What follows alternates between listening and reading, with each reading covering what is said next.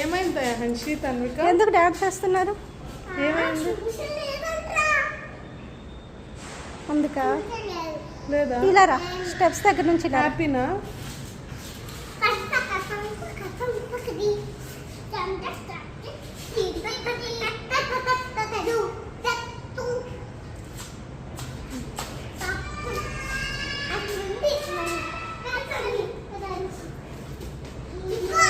చూసుకుంది కానీ చూసి